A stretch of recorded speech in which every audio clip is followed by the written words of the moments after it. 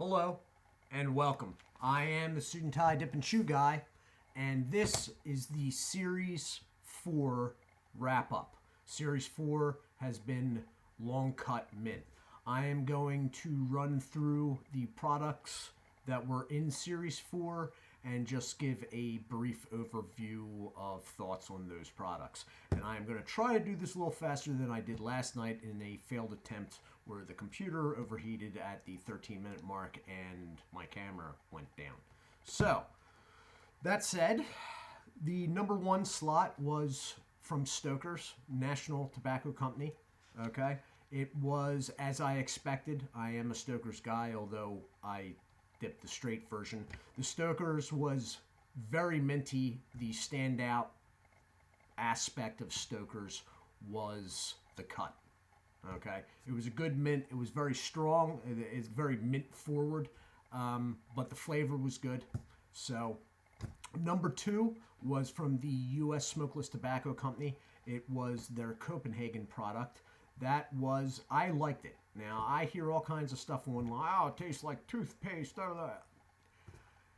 Being a dipper of straights by preference, I lean towards sweet, and the product was sweet. The mint I found to be nice, so I liked it. Number three was also from the U.S. Smokeless Tobacco Company. It was their Skull product, the Skull Classic. Wasn't a big fan. It ran drier, as all Skull products do. The mint was subdued, and the underlying tobacco, which me saying out loud actually sort of sounds good to me, but it didn't translate out well. The tobacco was a little bit too much there, and the mint wasn't enough there. The product was dry.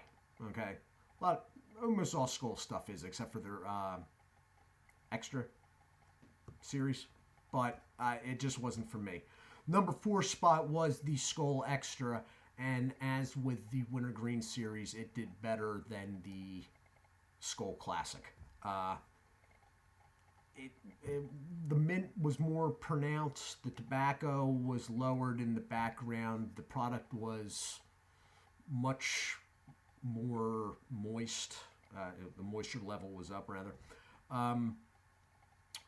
The cut wasn't that great, and it wasn't. The cut had been also better in the wintergreen version of the extra, but the cut in the mint version was not that great. Definitely not on the same leveling as the classic. But that aside, I preferred it out of the two Skulls. Number five saw me going over to the American Snuff Company for the Grizzly Premium Mint, the regular Grizzly Mint. You know what?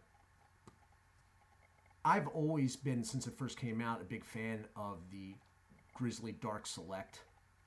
And I guess I didn't really have much experience with Grizzly otherwise. I thought that Grizzly was going to be something across the board that I usually was like, oh, this is really good. I'm turning out not to be a Grizzly guy. I'm sorry. I know it has a pretty hardcore at times following.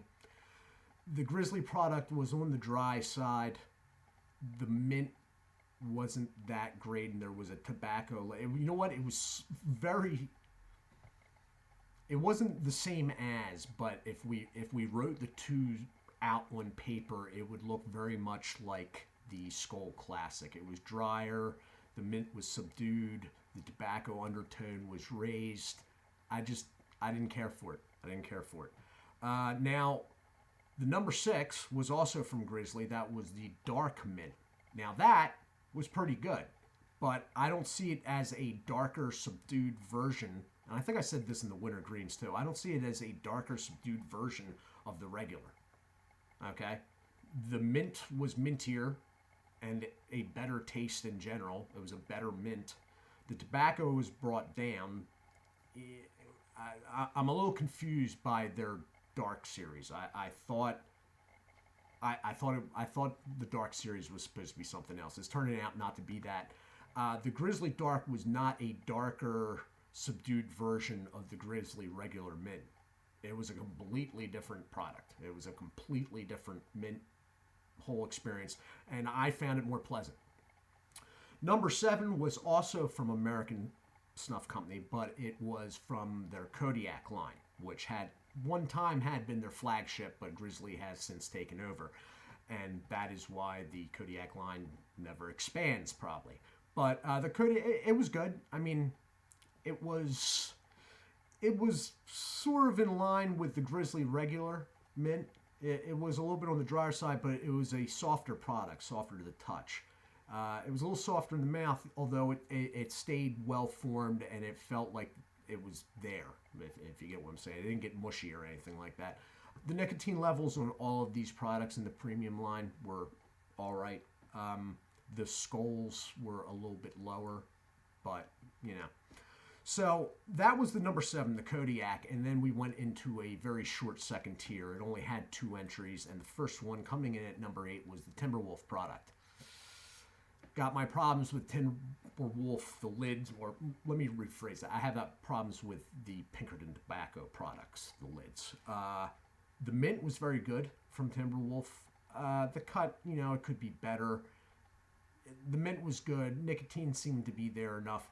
The problem I'm having with Timberwolf in my area is that they're pricing it too high. It's actually in some places 25 to 30 cents more than Grizzly. Give me a metal lid and we'll think about it, because actually it sort of tasted better than the Grizzly products. So but not with a lid that's going to open up in my pocket. So the second entry in the second tier was Red Seal. Red Seal it's turning out to be the pleasant surprise of like this whole channel. I didn't have experience with Red Seal before I started doing this, and I'm sort of impressed. The cut on it is much too short, and sometimes the product is drier than I like, although I'm getting it right at the end of its sell-by dates. So I'm thinking, because it has a plastic lid, and because it's been sitting for a while, that may be why it's more dry. So I'm going to let them slide on the dry part. The cut, I don't like. It's too short. But if it's just one thing out of a whole list of things, I can overlook one thing. And overall, you get 25% more tobacco. It's priced in the secondary Copenhagen and Skoal pricing around here anyway. It's about $4.50. Yeah, it's got a plastic lid, but it's a pretty sturdy plastic lid. All in all, pleasant experience, worth the money, I believe. So Red Seal is what I've been putting forth as my go-to budget dip. I used to put Timberwolf forward, and some of the Timberwolf flavors are still better flavor, but all in all, value for money, you're going to have to go with I'm going to have to say Red Seal. Anyway, going into the number 10 spot, we slid into the third tier with Kayak from Swisher International, and it was a god-awful experience that shaded me out. I don't know how anybody... I always heard bad stuff about Kayak, and it has bad rep online, but I didn't want it to actually be what people said. I didn't want any of this stuff, to dislike any of this stuff. But it's not even that I dislike it. Some of these Swisher products shade me out. They smell weird. They have weird background flavors going on. Anyway, the Kayak, heck, the back of the can, not the lid, the back of the can split open while I was moving product around on the side table, staging over here. So, I mean, there's nothing really nice to say, so as my mom told me, I'm not going to really say much at all. Okay, Kayak, take a skip. Number 11 was Longhorn from Pinkerton Tobacco Company, the cheaper little brother of Timberwolf. And to tell you the truth, after the Kayak, I was pretty happy to see the Longhorn and know that I was reviewing it on that night. Terrible cut. Okay, the cut's just like, why? My can was fairly moist. I hear people saying all the time they get it and it's real dry. And if it's real dry, I can only imagine the mess you're making with that stuff. The cut's bad, but the flavor's all right. There seems to be some nicotine. The lid is like with the Timberwolf, absolutely a freaking train wreck. But after the kayak, the Longhorn, was acceptable as a bottom of the barrel budget dip. And around here, it is bottom of the barrel. I mean, it's I think it's $1.99 a can. So this is where we went into the CN Smokeless Tobacco Company products. And for the sake of this video, I'm going to try to condense this a little bit because the last video went way too long. Number 12, skipping the number 13 slot. So number 12, 14, and 15 were Decade, Derringer, and Klondike. All the mints were over the top minty. They were, I was opening the cans and smelling the can, and it would have like an effect on my eyes. Okay? I'm pretty sure I know why they did the mint like that. It was to cover whatever that underlying alcohol thing is that they have going on. And it worked. It worked. It had somewhat worked for them with the wintergreen, but it fully worked with the mints. The Decade and the Derringer, which are two products that switch. If you find Decade in a place, you're not going to find Derringer. And if you're in another state, let's say, and you find the Derringer, you're not going to find Decade. Cuts are the same. That is not good. I don't even... Inconsistent would be possibly a little bit too kind. All over the place. Didn't matter the moisture levels and the stuff were through the roof, but it still was breaking apart, falling over my desk. I actually hold a roll of paper towels in me now when I'm doing CN Smokeless products. It's freaking ridiculous. Anyway, those two were basically different stickers on the same cans. Okay? Bad cuts, over the top mint, most likely being used to hide something. Seemed to be some nicotine there, but to tell you the truth, I did not keep those in after the video was over because the company's just got me to a point now where I'm shitted out to have the stuff in my mouth. Anyway, the Klondike, which was the last of those three, was a little bit better cut. The mint was reeled in a little. It was still over the top, but it was brought down a little bit. It still covered well. And the nicotine seemed to be there. So the Klondike might be going through some extra processing and whatnot. But all three of them, out of the kayak, Decade, Derringer, Klondike, and Longhorn, if you're in dire straits and having to buy something in that pricing range, if possible, I would go with the Longhorn. End of.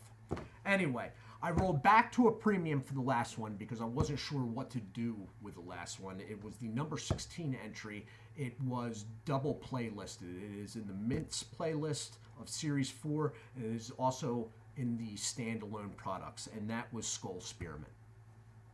It was a nice change. After 14 peppermints, it was all right. It was a little on the dry side. Nicotine level was a little bit low. But it was a quality product and a quality packaging. And the spearmint, although maybe not the greatest thing ever to hit, the world of spearmint, it was a nice change for me after so many peppermints in a row, because everything else is peppermint. And it also, it was definitely an improvement after the Tier 3 entries. So that was Series 4, okay? And I do thank those that watched through with me. I want to thank the Pariah 24. Hello and thank you. I will be back tomorrow with some channel news, which there is some actual news of importance that's going to be coming up. Nothing bad, but I do thank all the new subscribers. A lot of you, I don't know who you are unless you show up in the comments section, but I thank you all. We will be doing news, then we will be doing 2 to 3 chew reviews, a couple other things, a hygiene, hand back the pack, and then we'll be going into Series 5, which is very short because I've decided, and this is part of the news actually, I've decided to split Snuff and Fine Cut into 2 separate series. We'll be doing Snuff first. There's only 4 entries, 2 premiums and 2 second tier. All right, Copenhagen being the first one. Anyway, thank you very much. I know this video has run long again. Do take care of yourselves, and as always, God bless.